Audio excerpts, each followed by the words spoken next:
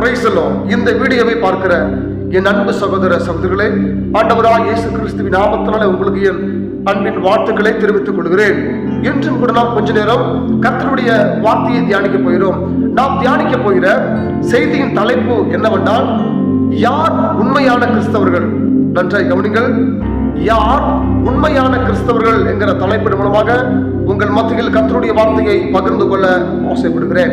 இந்த உலகத்துல கோடிக்கணக்கான ஜனங்கள் கிறிஸ்தவர்களாக வாழ்ந்து கொண்டிருக்கிறார்கள். ஆனால் இந்த ஜனங்களில் யார் உண்மையான கிறிஸ்தவர்கள், யார் போலியான கிறிஸ்தவர்கள் என்பதை குறித்து நாம் சில வசனங்களை வாசித்து நாம் தியானிக்க போகிறோம். ஒரு வசனத்தை வாசிக்கலாம். 1 தீமோத்தேயு 6ஆம் அதிகாரம் 10வது வசனம் வாசிக்கிறேன், கவனிங்கள். பண ஆசை எல்லா தீமைக்கும் வேறாக இருக்கிறது. சிலர் அதை இச்சித்து விசுவாசத்தை விட்டு வழுவி அநேக வேதனைகளாலே தங்களை உருவ குத்திக் கொண்டிருக்கிறார்கள். மீண்டும் வாசிக்கிறேன், கவனிங்கள். பண ஆசை எல்லா தீமைக்கும் வேறாக இருக்கிறது. சிலர் அதை இச்சித்து விசுவாசத்தை விட்டு வழுவி அநேக வேதனைகளாலே தங்களை உருவ குத்திக் கொண்டிருக்கிறார்கள். நல்லா கவனிங்க. இந்த வசனத்து மூலமாக ஆண்டவர் சொல்கிற வார்த்தை ரகசியம் என்னவென்றால், பண ஆசை எல்லா தீமைக்கும் வேறாக இருக்கிறது. எந்த ஒரு மனுஷனுக்கு, எந்த ஒரு கிறிஸ்தவனுக்கு பணம் வேணும், பணம் வேணும், பண ஆசையோடு வாழ்றானோ, பணத்தை சம்பாதிக்கணும், லட்ச லட்சமா சம்பாதிக்கணும் அப்படி சொல்லி யார் பணத்தை நேசிக்கிறாங்களோ அவர்கள் உண்மையான கிறிஸ்தவர்கள் அல்ல என்பதாக ஆண்டவர் இந்த வசனத்து மூலமாக வெளிப்படுத்துகிறார். அப்படி என்றால் யார் உண்மையுள்ள கிறிஸ்தவர்கள்? அதே 1 தீமோத்தேயு 6ஆம் அதிகாரம் 8வது வசனம், உண்ணவும் உடுக்கவும் நமக்கு உண்டாயிருந்தால் அது போதும் என்றிருக்க கிடவும். மீண்டும் வாசிக்கிறேன், கவனிங்கள். உண்ணவும் உடுக்கவும் நமக்கு உண்டாயிருந்தால் அது போதும் என்றிருக்க கிடவும். பாருங்க, உண்ணவும் உடுக்கவும் உண்டாயிருந்தால் அது போதும் என்றிருக்க கிடவும். நல்லா கவனிங்க. அப்ப உண்ணவும் உடுத்தவும் இருந்தா போதும்ங்கிற எண்ணம் இருக்கிறவன் தான் உண்மையான கிறிஸ்தவன் என்பதாக இந்த வசனத்தின் மூலமாக ஆவியானவர் நமக்கு வெளிப்படுத்துகிறார். அப்படி என்றால் எதற்காக உண்ணவும் உடுக்கவும் போதும் என்று நினைக்கணும் அப்படின்னா, அதே 1 தீமோத்தேயு 6ஆம் அதிகாரத்துல 7வது வசனம் வாசிக்கிறேன், கவனிங்கள். உலகத்தில் நாம் ஒன்றும் கொண்டு வந்ததும் இல்லை, இதிலிருந்து நாம் ஒன்றும் கொண்டு போவதும் இல்லை. நல்லா கவனிங்க. உலகத்திலே நாம் ஒன்றும் கொண்டு வந்ததும் இல்லை, இதிலிருந்து நாம் ஒன்றும் கொண்டு போவதில்லை. நல்லா கவனிங்க. இந்த வசனத்து மூலமாக ஆண்டவர் சொல்கிற வார்த்தை என்ன அப்படின்னா, நாம் இந்த உலகத்துல பிறக்கும் பொழுது எதையுமே கொண்டு வரல, இந்த உலகத்தோடு போகும் பொழுது எதையும் கொண்டு போவதும் இல்லை. இதான் சத்தியம். இந்த எண்ணங்கள் எல்லா கிறிஸ்தவர்களுக்கும் இருக்க வேண்டும் என்று ஆண்டவர் நமக்கு எதிர்பார்க்கிறார். அதுக்கண்டு பணம் தேவையில்லைன்னு சொல்ல வரல.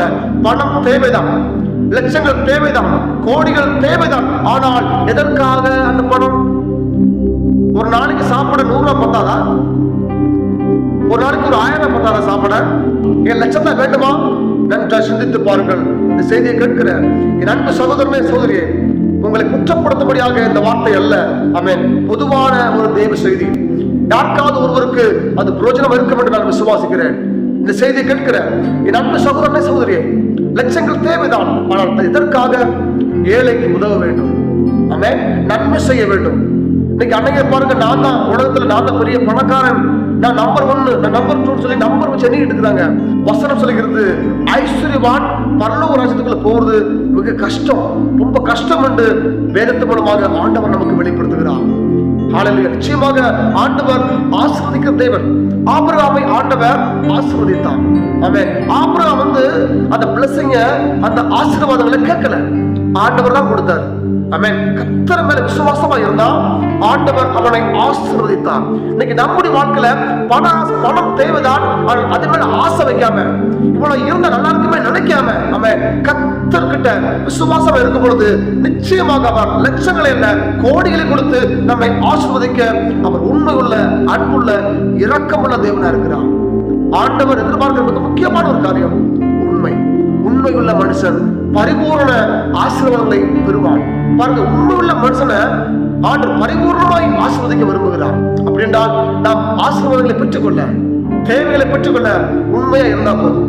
கர்த்தருடைய சமூகத்தில் இருக்க இல்லையோ உண்மையா இருக்கும் பொழுது, கடன் வாங்காம, கடன் வாங்கினா பணம் தேவைதான், ஆனா கடன் வாங்காம நாம் உண்மையா இருக்கும் பொழுது நிச்சயமாக ஆண்டவர் நம்மை ஆசீர்வதித்து உயர்த்த அவர் அன்புள்ள இரக்கமுள்ள தேவனாய் இருக்கிறார். இந்த செய்தியை கேட்கிற என் அன்பு சகோதரனே சகோதரியே, இனி காலம் செல்லாது. ஆமென். கர்த்தர் நடத்துவார், கர்த்தர் போஷிப்பார். நாம் இந்த கடைசி நாட்களில் வாழ்ந்து கொண்டிருக்கிறோம். இவ்வளவு நேரம் இந்த செய்தியை கேட்டுக்கொண்டிருந்த என் அன்பு சகோதரனே சகோதரியே, நமக்கு பணம் தேவைதான், இல்லைன்னு சொல்ல வரல. அதை கர்த்தர் தருவார், கர்த்தரே தருவார். நிச்சயமாக நாம் அதை தேடி ஓட வேண்டாம், பணத்தை தேடி நாம் ஓட வேண்டாம். நிச்சயமாக நாம் இருக்கிற இடங்களில் ஆண்டவர் பணத்தை கொண்டு வருவார். எலியாவை காகத்தோடுமாக போஷித்த தேவன் இன்றும் அவர் ஜீவனோடு இருக்கிறார். அவர் நம்மை பார்த்து கொண்டு இருக்கிறார். நிச்சயமாக நம்முடைய வாழ்க்கை முழுவதும் ஒப்பு கொடுத்து அவன் பணத்தை நம்பாம கர்த்தரை நம்பி இருக்கும் பொழுது நிச்சயமாக ஆண்டவர் நம்மை ஆசீர்வதித்து உயர்த்த அவர் ஜீவனுள்ள தேவனாக இருக்கிறார். அவரை போல நாம் விசுவாசமா இருப்போம், ஆசீர்வாதங்களை பெற்றுக் கொள்வோம். கர்த்தர் தாமே இந்த வார்த்தை மூலமாக நம்மை பலப்படுத்துவாராக. ஆமென். God bless you.